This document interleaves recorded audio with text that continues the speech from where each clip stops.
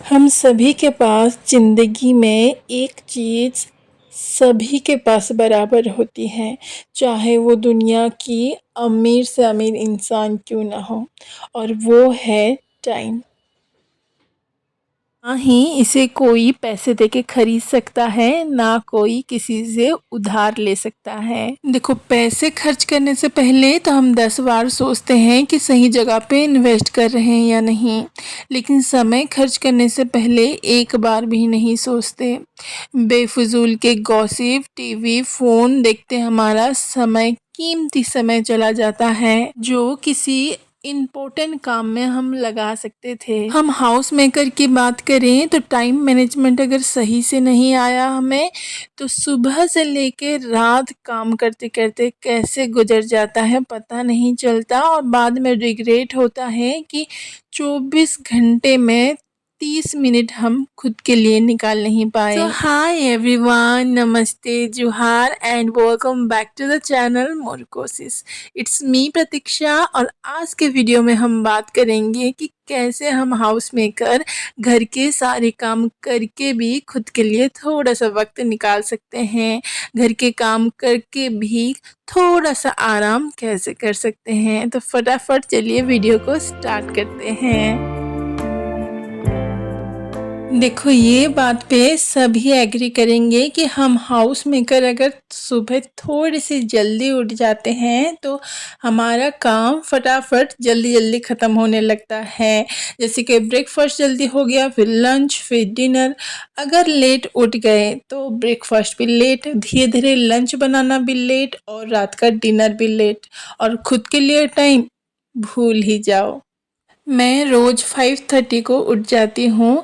आरुष का school timing सुबह 7:30 को है। मैं 6 या फिर 6:15 को अगर उठती तो भी उसे नाश्ता वगैरह दे के रेडी करके भेज सकती हूँ, लेकिन वही भाग भाग के मुझे ब्रश करना पड़ता, फटाफट से सब कुछ करना पड़ता। मैं जो आराम से उठती हूँ, थोड़ा सा मेरे गार्डन में टहलती हूँ, आराम से ब्रश कर पाती हूँ, वो टाइम मुझे नहीं मिलता। So dear ladies, we will have to find time for our self. So खुद के लिए टाइम निकालना है तो जल्दी उठने का रूल तो फॉलो करना पड़ेगा।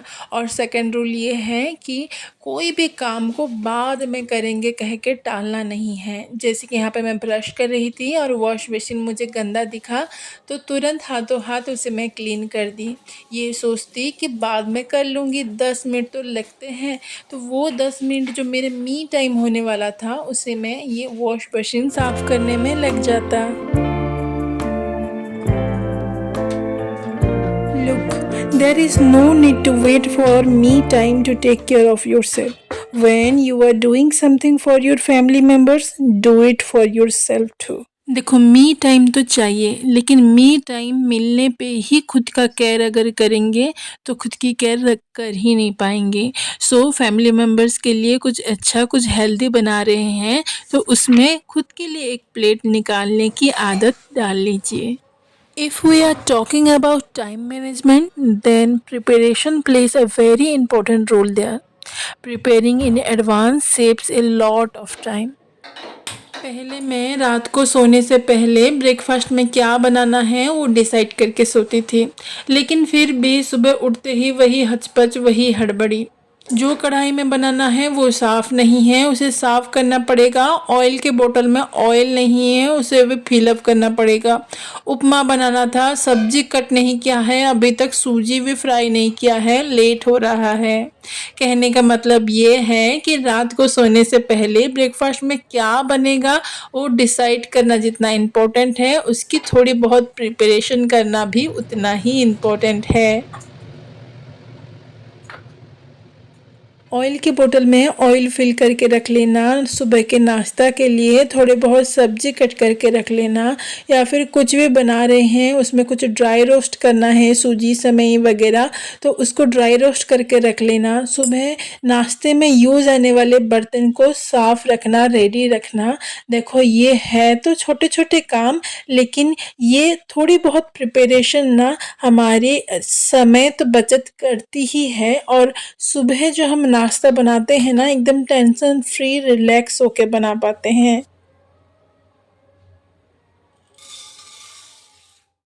यहाँ पे मैंने डिसाइड किया था कि ब्रेकफास्ट में इडली और चटनी बनाऊंगी, लेकिन आरुष ने बोला मम्मा मैं चटनी नहीं लूँगा, इडली फ्राइड और उसके साथ सॉस दे दीजिए। तो चटनी बनाने के लिए यहाँ पे चना दाल को मैंने फ्राई करने के लिए छोड़ दिया था, तो इसीलिए फ्राई करके निकाला और फिर इडली फ्राई किया। इडली फ्राई भी बहुत ही ज़्यादा टेस्टी लगता है। और हाँ, अगर चटनी आप चाहें तो पहले से रात से बना के रख सकते हैं, लेकिन हमारे घर में थोड़ी सी फ्रेश चटनी पसंद करते हैं, तो मैं तुरंत ही चटनी बनाती हूँ। इडली कितनी ज़्यादा सॉफ्ट बनी है। इडली फ्राई बनाना भी बहुत इजी है। कढ़ाई में थोड़ा सा ऑयल, उसमें थोड़े से जीरा और कड़ी पत्ता का तड़का लगाना है और इसमें इडली को कट करके आप डालिए और उसमें नमक, हल्दी और थोड़ी सी मिर्ची पाउडर डाल के थोड़ा सा ब्राउनिश क्रंची होने तक हमें इसे फ्राई करना है।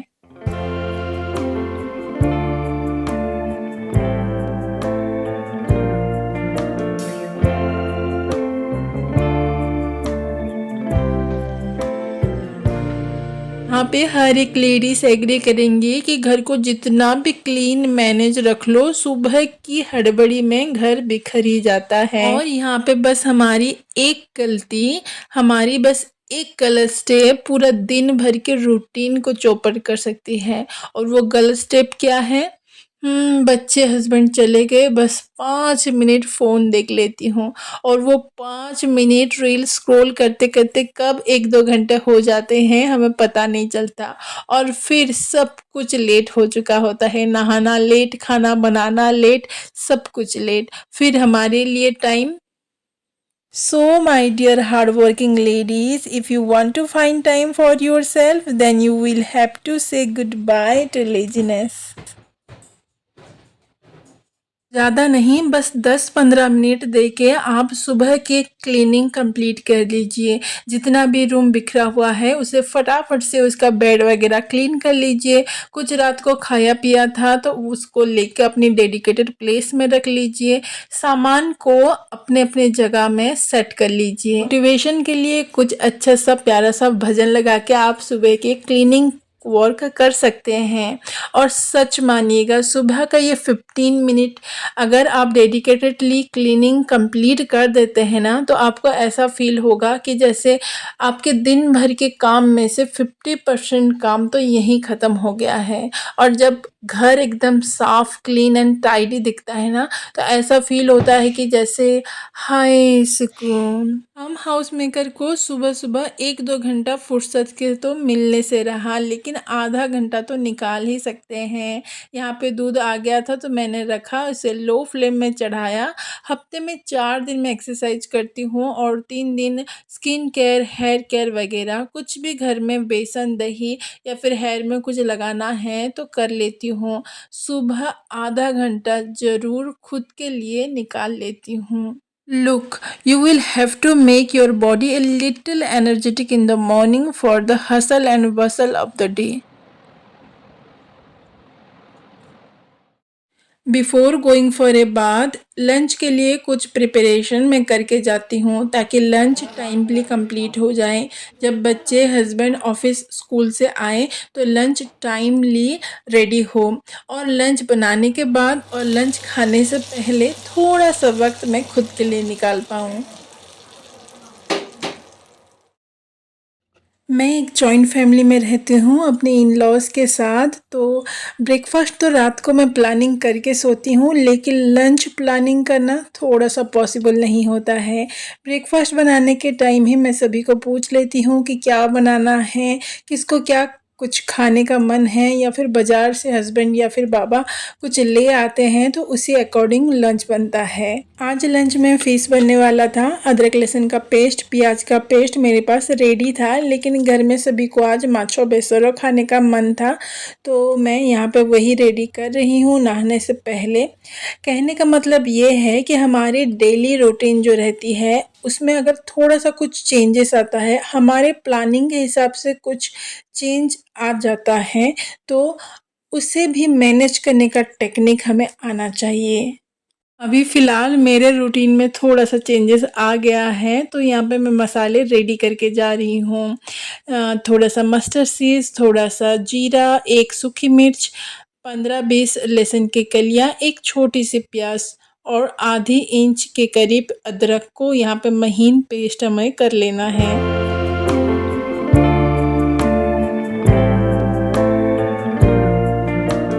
देखो, नहाने से पहले मैं लंच की तैयारी 40-50% करके जाती हूँ ताकि नहाने के बाद सुकून से अपना ब्रेकफास्ट एंजॉय कर पाऊँ। एक फिक्स टाइम पीरियड के साथ अपना लंच रेडी कर पाऊँ ताकि खुद के लिए या फिर घर के और कोई इम्पोर्टेंट काम के लिए टाइम दे सकूं। नहाने के बाद अच्छे से प्रॉपर मैं रेडी हो जाती हूँ और किचन के थोड़े बहुत काम जो चावल के लिए पानी चढ़ा देती हूँ, कुछ वेजिटेबल्स भाजी वगैरह धोना है तो वो धो लेती हूँ और आराम से बैठ के फ़ोन में बातें करते करते अपना ब्रेकफास्ट एंजॉय करती हूँ।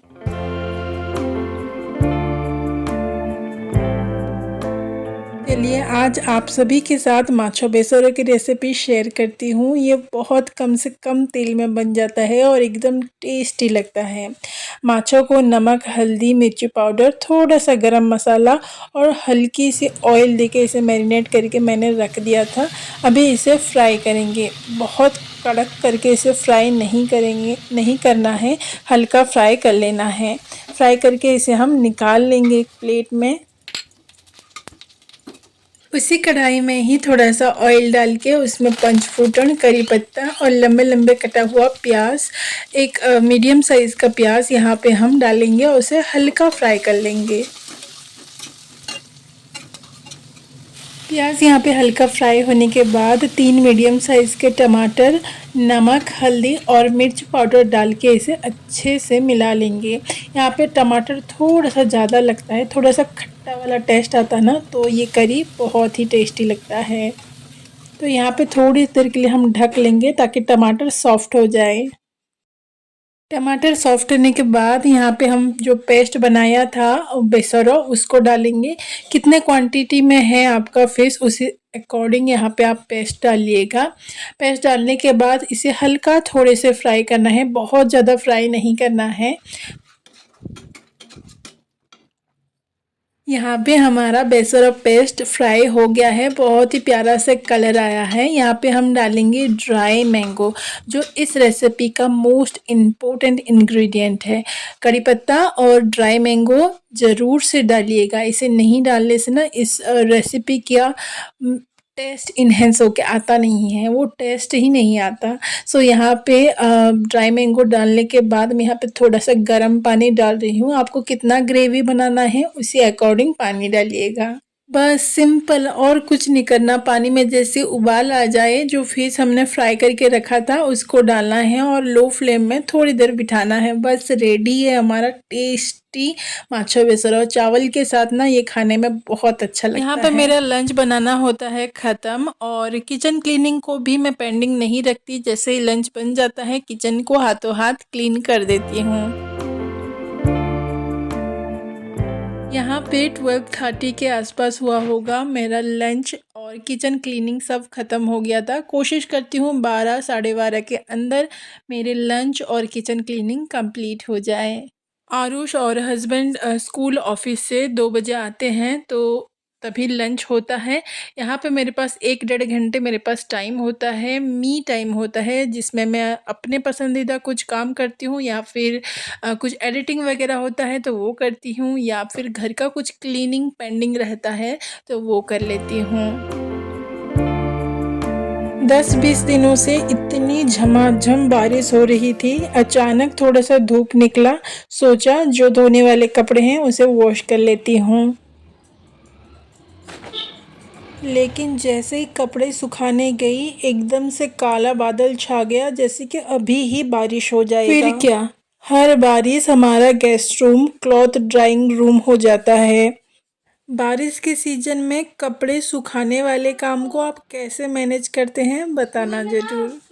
थोड़ी देर बाद आरुष भी आ जाता है, फिर थोड़ा सा फ्रेशन अप होके हम लंच करते हैं। चलो।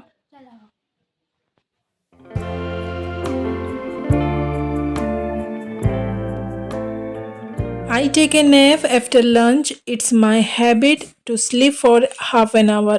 खा के तुरंत बाद कुछ भी काम मुझसे होता नहीं है, तो खाने के बाद थोड़ा सा रेस्ट ले लेती हूँ, कम से कम आधा घंटा ही सही।